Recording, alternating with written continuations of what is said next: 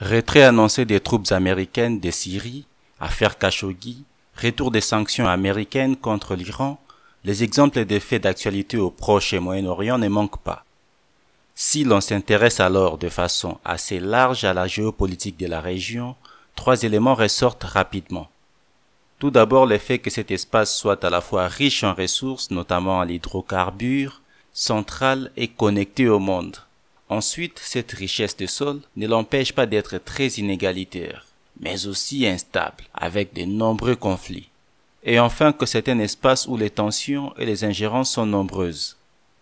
Une autre composante est essentiellement dans la région, la diversité ethnique et religieuse. Malheureusement, on ne peut tout mettre sur une carte. Il faut donc faire des choix.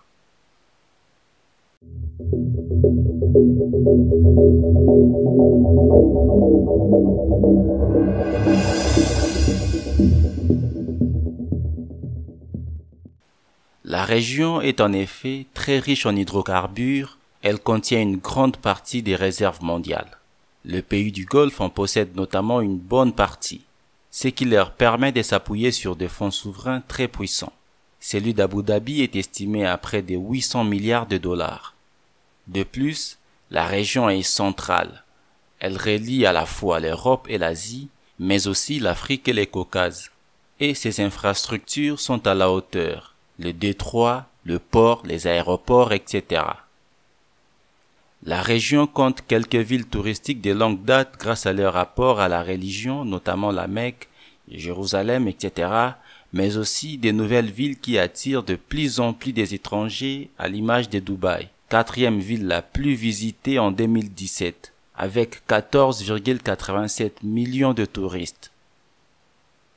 Mais cette richesse ne concerne pas toute la région. En effet, certains pays comme l'Irak ou l'Égypte peinent à se développer réellement. D'autres comme le Yémen ou la Syrie en guerre. Ce sont de fait dans une situation alternante. D'ailleurs, même au sein de ceux qui s'en sortent mieux, une hiérarchie se dégage. Israël, le Qatar et les Émirats arabes unis forment un peloton largement en tête. À cela s'ajoutent des conflits.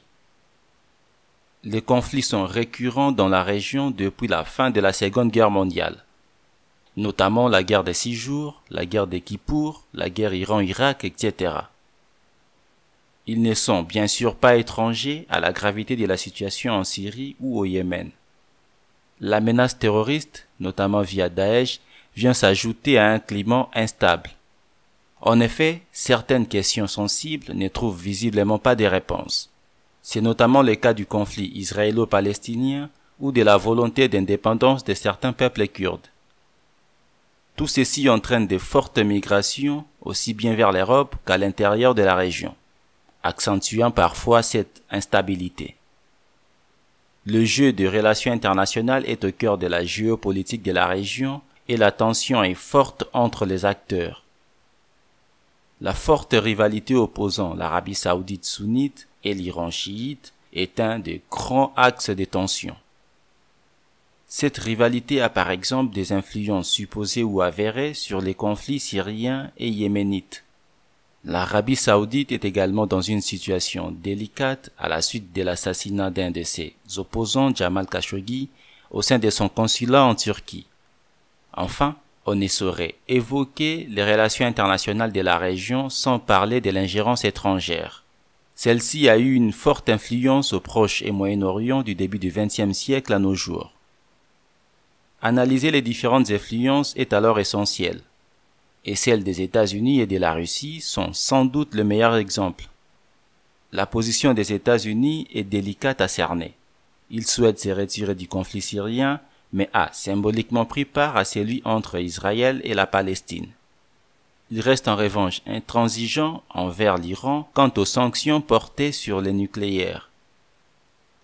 De l'autre côté, la stratégie de la Russie semble avoir fonctionné en Syrie avec l'alliance Syrie-Russie-Iran, et il se pourrait bien que ce soit elle qui en récolte le fruit. La Russie sera-t-elle le prochain pilier de la région? Répondez-nous dans le commentaire. Si vous avez aimé cette vidéo, n'hésitez pas à liker, de la partager avec votre entourage. Abonnez-vous si cela n'a pas encore été fait.